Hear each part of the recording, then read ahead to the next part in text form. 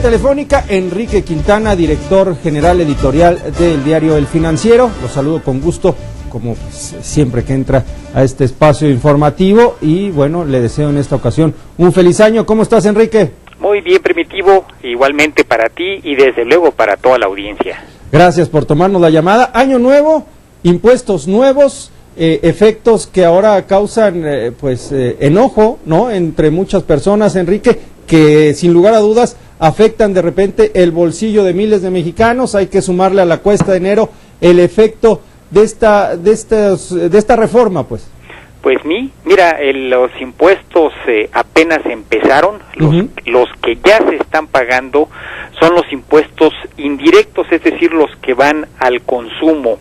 Por ejemplo, en la frontera ya están pagando pues su 16% generalizado, ya se está pagando el impuesto especial a producción y servicios, el 8%, en la comida calórica, ya se están pagando los refrescos, también el nuevo impuesto, se están pagando los combustibles.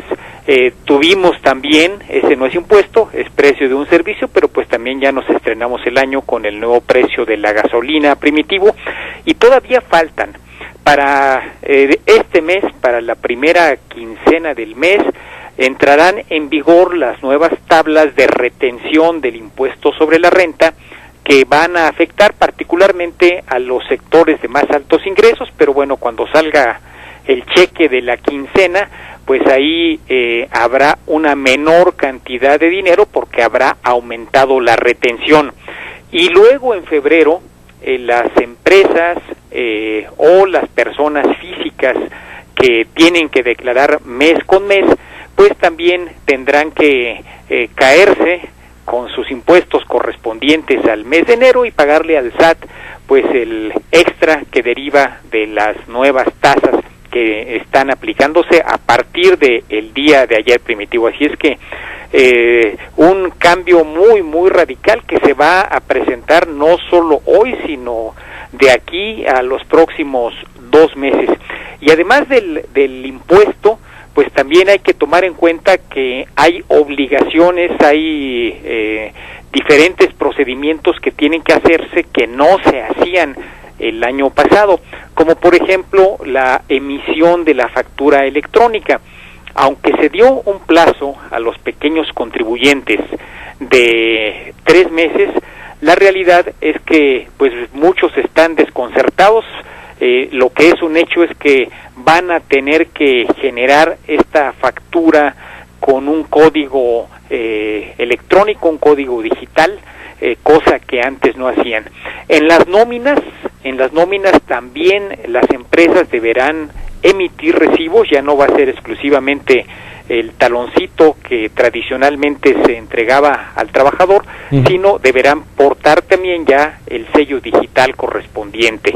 Así que pues muchísimos cambios arrancando este año, Primitivo. Es que se trata de un esfuerzo, bueno, no de un esfuerzo, sino de unas medidas impuestas por el gobierno federal a través también de la legislación aprobada en algunos casos por el Congreso de la Unión, Enrique, encaminadas a 2 cosas. Uno, tener más dinero, pero también tener una fiscalización más efectiva, ¿no?, una revisión más eficiente de lo que ganamos y de lo que egresamos al final de cuentas.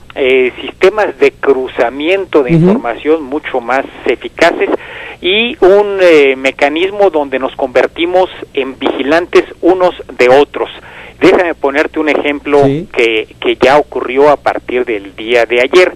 El día de ayer publicó el SAT en su página la lista de los contribuyentes incumplidos. La lista negra. La lista negra, donde aparecen desde aquellos que tienen un crédito fiscal, es decir, que le deben al SAT, otros que tienen un crédito en litigio, otros que el SAT no localizó, en fin, diferentes tipos de incumplimiento.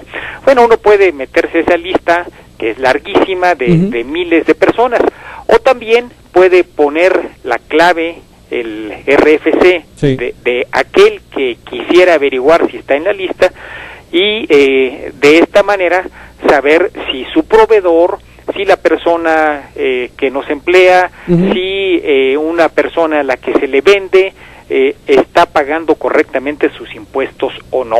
Esto evidentemente la intención que tiene pues también es un efecto disuasivo donde los contribuyentes nos vigilamos entre sí, así que le damos herramienta al SAT para que nos vigile más fácil y aparte le hacemos la chamba. Es que suena feo, Enrique, suena así como stalinista el asunto. Pues sí, pero ¿no? es lo que de facto sucede, Primitivo. Y si uno está al corriente y es cumplido, pues no deberá tener ningún problema, ¿no? Ahora, dice la Procuraduría de la Defensa del Contribuyente que esta lista negra podría estar violando los derechos de los contribuyentes. ¿Estás tú de acuerdo? Mira, es una discusión muy amplia que se ha tenido desde hace años. Porque si recuerdas, el IFAI le pidió al SAT que revelara un listado de contribuyentes, en ese caso, de aquellos que habían sido beneficiados por descuentos, con descuentos. En aquel entonces el SAT no quiso revelar esa lista por el secreto fiscal. El argumento que dio fue que se violaría el secreto fiscal. El tema llegó a los más altos niveles y al final de cuentas el SAT se salió con la suya. No se publicó aquella lista. Ahora cambió la legislación y sobre todo cambió la actitud de la autoridad fiscal.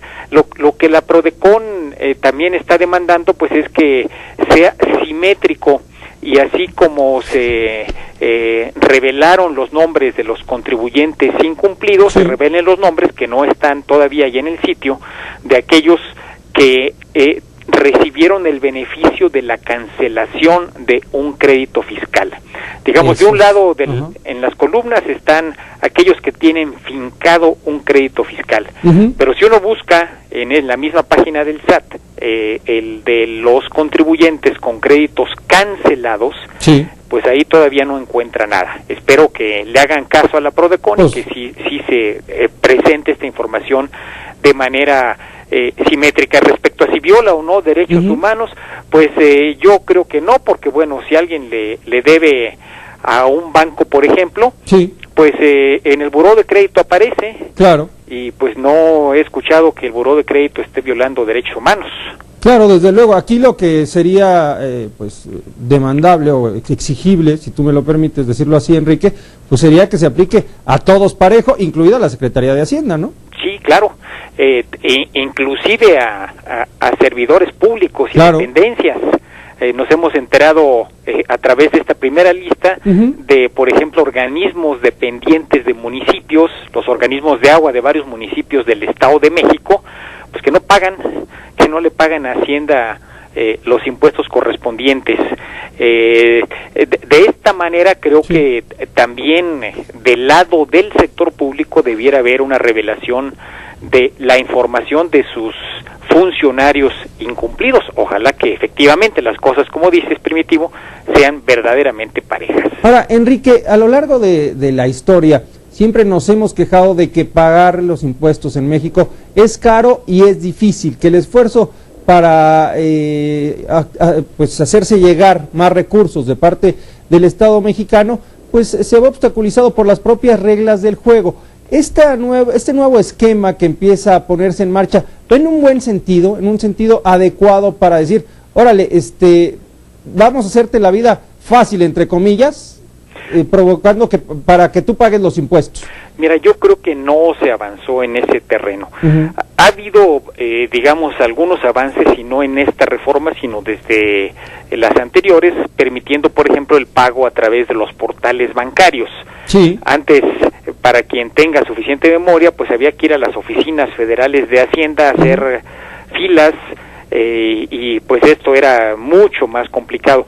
Sin embargo, no es suficiente. Todavía los cálculos, particularmente los cálculos Primitivo, son un verdadero engorro. En casi todas las listas donde se hace un análisis de la facilidad o dificultad para pagar impuestos, México aparece casi al final. Por ejemplo, el famoso Doing Business del Banco Mundial, México aparece como uno de los países en donde hay que dedicarles cientos de horas por parte de una empresa media a hacer los trámites para pagar impuestos. Ya ni siquiera si se paga mucho o poco, sino la dificultad para hacerlo. Y creo que esta reforma no avanzó lo suficiente. Debieran ser todavía más simples los procedimientos de cálculo, ya lo son un poco más los de pago, los de cálculo siguen siendo verdaderamente para iniciados, no para el común de las personas. Para hacer esos cálculos, ¿qué deberíamos hacer nosotros? ¿Qué debería hacer la autoridad para decir, vamos a hacer que cualquiera pueda calcular y por supuesto pagar sus impuestos? Mira, hacer más sencillo el sistema. Ajá. Si hubiera... si tú supieras, Primitivo, la audiencia que nos escucha, cuál es la tasa que va a pagar, ajá, y cuáles son las 3 o 4 deducciones que tiene, sí, y simplemente se dijera, a ver, gané 100 y tengo 20 de deducibles, entonces el impuesto se lo calculo a 80. Si las cosas fueran tan simples como esto, pues sería muy sencillo. ¿Cuál es? Pago el 20%, por ejemplo, de 80, pues ya sé que son 16 pesos. Ya sacamos el cálculo en un minuto. Pero si hay que entender el código fiscal, hay que entender la ley del impuesto sobre la renta, hay que entender todas las exenciones, pues entonces se convierte en algo muy complejo. Y la verdad es que se redujo la cantidad de artículos de la ley del impuesto sobre la renta, sí, pero sigue siendo todavía, insisto, algo que muy pocos valientes se atreven a hacer por cuenta propia, Primitivo. Los contadores aseguraron chamba por varios años más con esta reforma, porque todavía vamos a recurrir a ellos. ¿No sería más fácil reducir el impuesto sobre la renta y eliminar exenciones? Y decir, ya, pagas esto y pagas esto. Pues en algunos países así ha sucedido, un flat tax que le llaman, un impuesto generalizado aplicable a todos. Yo creo que sería más fácil, sin embargo, pues no se ha tomado la decisión política de hacerlo así, porque implica pues hacer que mucha gente que paga poco o que no paga tuviera que pagar. Hoy hay todavía pese a las reformas, muchas vías para pagar menos, y quienes tienen los recursos, el conocimiento para poder hacer este tipo de procedimiento, pues tienen una ventaja respecto al contribuyente de a pie, Primitivo. Pues es lo que pasa en general con la justicia penal y ahora también con la justicia impositiva, si lo llamamos de alguna forma. Quien tiene más recursos, pues puede dedicarle más tiempo, más dinero y más cerebros, ¿no? Sí, claro, a averiguar la forma de cómo darle la vuelta a la ley y entonces pagar lo menos que se pueda. Y lo que está también por verse, se presumió mucho el tema del régimen de incorporación fiscal, que en teoría permitiría que los que son informales poco a poco entren al redil y empiecen a pagar también sus impuestos. La verdad, yo tengo muchas reservas de que este sistema vaya a funcionar, porque quien actualmente ni siquiera está dado de alta en el SAT, no paga impuestos, todavía tiene muchas más ventajas que los beneficios que obtendría en caso de pagarlos. Creo que no se generaron los incentivos adecuados, ni está la acción de la autoridad orientada a hacer una reducción drástica de la informalidad, como el sector privado denunció por mucho tiempo. Pues en esta reforma que está empezando a partir del día de ayer, pues se fueron principalmente contra los contribuyentes de siempre, contra los cautivos. Contra los cautivos. Pues vamos a ver cómo resulta esta reforma, Enrique. Al final de cuentas se tiene pensado que pueda recaudar algo así como 180,000 millones al año, ¿no? 181,000 millones fue el cálculo que se hizo. Vamos a ver si alcanza o si, como algunos ya han dicho, se va a quedar corta y para el 2015 o 2016 vamos a tener la reforma fiscal 2.0. A ver, ojalá que sea más fácil. Pues sí, ¿no? O mira, con que no cambien las cosas cada año. Exacto. Que sea, ya sepa uno, porque al final le va entendiendo aún a lo complejo, pero si después de que le vas entendiendo te lo cambian al siguiente año, pues nunca se aprende. Así es, nunca se aprende y nunca se recauda lo que se debe recaudar y al final terminan en grandes simulaciones, ¿no? Pues sí. Muy bien. Enrique, te agradezco mucho que nos tomes la llamada como siempre y te reitero desearte un feliz año a nombre de todo el equipo de Grupo Fórmula. Mil gracias, Primitivo, igualmente para todo el equipo y para nuestro auditorio. Gracias. Es Enrique Quintana, director general editorial de El Financiero.